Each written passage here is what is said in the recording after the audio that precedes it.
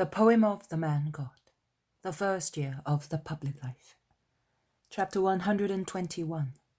Jesus at the clear water. You shall not take my name in vain. 1st of March, 1945. All the disciples are in utter confusion. They are so restless that they look like a beehive which has been upset. They speak and cast sidelong glances outside in all directions. Jesus is not there. At last they make up their minds about what is worrying them, and Peter says to John, "Go and look for the Master. He's in the wood near the river. Tell him to come at once, or to let us know what we are to do." John runs away. The Iscariot says, "I don't understand the reason for so much excitement and unkindness. I would have gone and welcomed him with full honours. His visit is an honour for us. So, I don't know.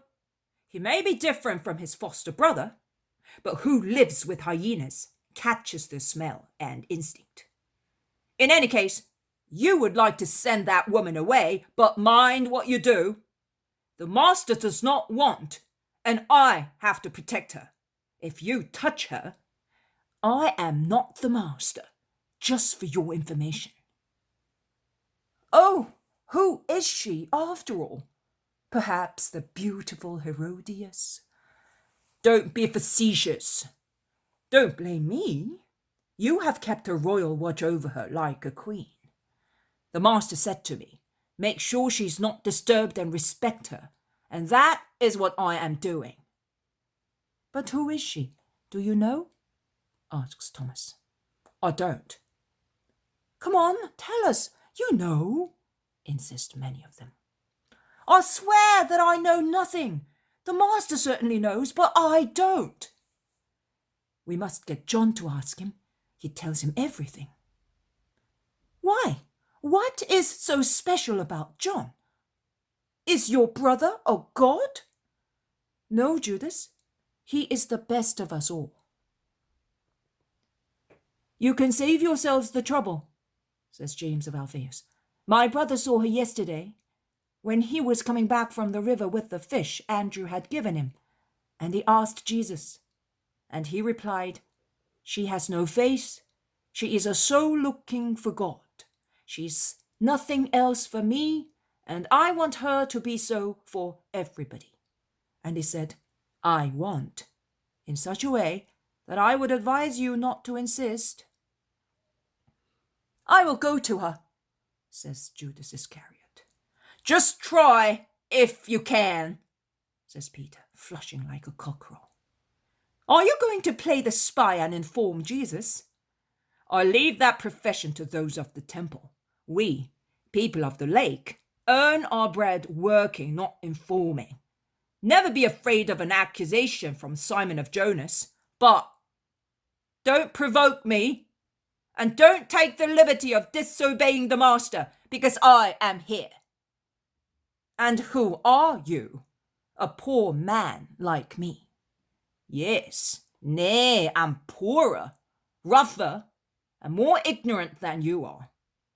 I know, but it does not worry me. I will worry if I were like you as far as my heart is concerned. But the Master gave me the task, and I am fulfilling it." "Like me with regard to your heart? What is there in my heart that is so disgusting? Speak, accuse me, offend me." "For heaven's sake, stop it!" burst out the zealot and Bartholomew. "Stop it, Judas! Respect Peter's grey hair." "I respect everybody, but I want to know what there is in me." "I will serve you at once. Let me speak. There is pride enough to fill this kitchen. There is falsehood and lust." "Me? False?" They all cut in, and Judas is compelled to be quiet. Simon says quietly to Peter, "Excuse me, my friend, if I say something to you. He has his faults, but you have some too. And one is that you do not bear with young people? Why don't you take into account their age, their birth, many things? See, you are acting for Jesus' sake. But don't you realize that such arguments are tiring him? I am not asking him, and he points at Judas, but I am begging you, a mature and honest man. He has so much trouble because of his enemies. Why should we increase his afflictions? There is so much hostility around him. Why should we give rise to it also in his own nest? It is true, Jesus is very sad, and he has also lost weight, says Judas Thaddeus. At night I can hear him tossing and turning in his bed and sighing. Some nights ago I got up and I saw him crying while praying. I asked him, "What is the matter?" And he embraced me and said, "Be friendly to me. How toilsome it is to be the Redeemer." I also met him in the wood near the river after he had evidently wept, says Philip. And at my inquisitive glance he replied, "Do you know what makes heaven different from the earth, apart from the difference of the lack of God's visible presence? It is the lack of love amongst men. It chokes me like a halter. I have come here to scatter seeds for the little birds and be loved by creatures that love one another." Judas Iscariot, he must be somewhat deranged, throws himself on the ground and cries like a boy. At that moment, Jesus comes in with John. "What is the matter? Why cry?" "It's my fault, Master. I made a mistake. I reproached Judas too harshly," says Peter frankly. "No! I am to blame. I am causing you trouble. I am not good. I disturb. I make people cross. I disobey. Peter is right. But help me to be good, because I have something here in my heart that makes me do things that I would not like to do. It is stronger than I am, and I cause trouble to you, Master, to whom I would like to give only joy. Believe me, it is true." "Of course, Judas, I have no doubt. You have come to me with a sincere heart, with true enthusiasm. But you are young. Nobody knows you. You do not know yourself as well as I do. Get up and come here. Later we will speak all by ourselves. In the meantime, let us speak of the matter for which you all sent for me. What harm is there if also Manaen has come? Can a relative of Herod not thirst for the true God? Are you afraid for me? No, do not be afraid. Have faith in my word. That man has come for an honest purpose." "Why did he not make himself known then?" asked the disciples. "Exactly because he comes as a soul, and not as Herod's foster brother. He has kept silent because he thinks that the relationship with a king is nothing before the word of God. We shall respect his silence."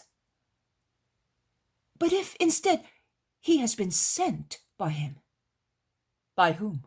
By Herod? No, do not be afraid." "Who sends him then? How does he know about you?" "Through my cousin John. Do you think that when in jail he did not speak of me? through Cusa, through the voice of the crowds, through the very hatred of the Pharisees. Also, the leaves of the trees and the air speak of me now. A stone has been thrown into the still water, and the stick has struck the bronze. The waves are spreading out wider and wider, conveying the revelation to faraway waters, and the sound entrusts it to space. The earth has learned to say, Jesus, and will never stop mentioning it. Go and be kind to him as you are to anybody else. Go. I am staying here with Judas. The disciples go out.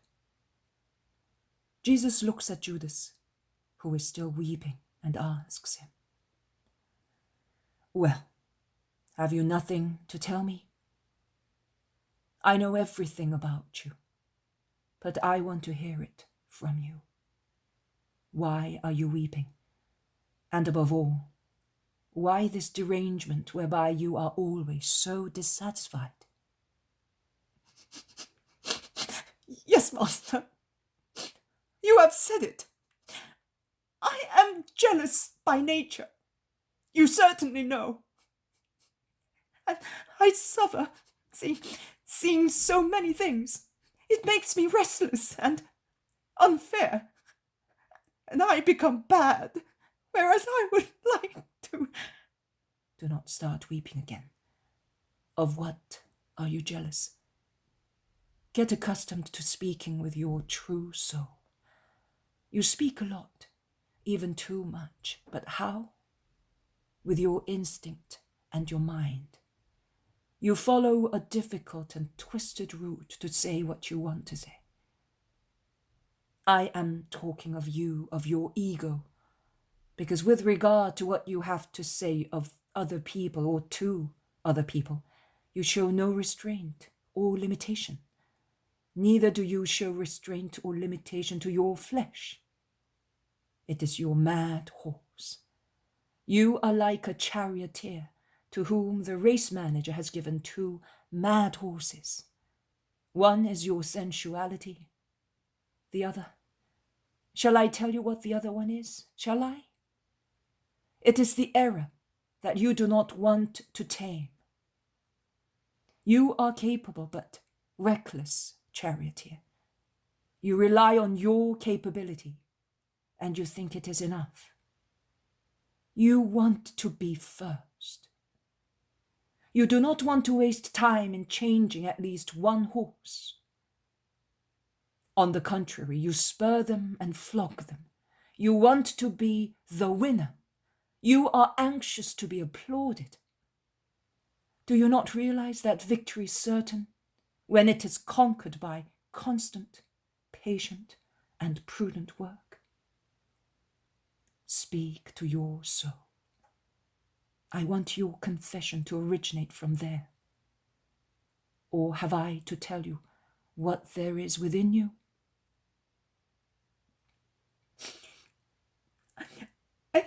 I find that you are not fair or constant either, and I suffer because of that. Why do you accuse me? In what have I failed in your eyes? When I wanted to take you to my friends, you refused, saying, I prefer to be with humble people. Then Simon and Lazarus told you that it was better to seek the protection of some mighty person, and you agreed. You are partial to Peter, Simon, John, you... What else? Nothing else, Jesus. Nonsense. Bubbles on the foam of the waves. I feel sorry for you, because you are a poor wretch torturing yourself, whilst you could be rejoicing. Can you say that this place is luxurious? Can you deny that there was an urgent reason that compelled me to accept it? If Zion were not such a harsh stepmother to its prophets, would I be here? hiding like one who is afraid of human justice and takes shelter in a sanctuary? No. Well then, can you say that I did not entrust you with missions as I did with the others? Can you say that I have been severe with you when you were wrong? You have not been sincere. The vineyards, oh, your vineyards! What were the names of those vineyards? You were not sympathetic to those who were suffering or were redeeming themselves. You were not even respectful to me. And the others noticed it. And yet, only one voice always defended you. Mine. The others would be entitled to be jealous. Because if there was one who was protected, that one was you. Judas weeps, downhearted and moved. I am going. This is the hour when I belong to everybody. You stay here and meditate. Forgive me, Master. I will have no peace until you have forgiven me. Don't be sad because of me. I am a bad boy. I love and I torture with my mother and with you. And I would do the same with my wife if I should get married. It would be better if I died. It would be better if you mended your ways. But you are forgiven. Goodbye. Jesus goes out and closes the door. Peter's outside. Come, Master, it is already late. There is a lot of people. It will soon be dark, and you have not had any food. That boy is the cause of everything. That boy needs you, all, so that he will no longer be the cause of all these things. Try to remember that, Peter. If he were your son, would you pity him? I might and I might not. I would pity him, but although he is a grown-up man, I would teach him something, as if he were a naughty boy. If he were my son, he would not be like that. That is enough. Yes, it is enough, my lord. There is Manaen, the one whose mantle is so dark red that it seems black. He gave me this for the poor, and he asked me if he can stay and sleep here. What did you tell him? The truth. We have only beds for ourselves. Go to the village. Jesus does not say anything, but he leaves Peter in the lurch and goes towards John, to whom he says something. He then turns to his place and starts speaking. Peace to you all, and may light and holiness come to you with peace. It is said, you shall not take my name in vain. When does one take it in vain? Only when one curses it? No. Also, when one utters it without making oneself worthy of God. Can a son say, I love and honor my father, if he does the very opposite to what his father wants from him? One does not love his father by saying, Father, Father. One does not love God by saying, God, God. In Israel, where, as I explained to you the day before yesterday, there are so many idols in the secrecy of hearts, there is also a hypocritical praise to God, to which the deeds of the praisers do not correspond. There is also a trend in Israel. They find so many sins in exterior things, and do not want to find them where they really are, in interior things. In Israel, there is also a silly pride, an anti-human and anti-spiritual habit. The name of our God, uttered by pagan lips, is considered swearing, and the Gentiles are forbidden to go near the true God, because that is considered a sacrilege. That was the situation so far, but it is no longer so. The God of Israel is the same God who created all men. Why prevent creatures from feeling the attraction of their Creator? Do you think that heathens do not feel something in the bottom of their hearts?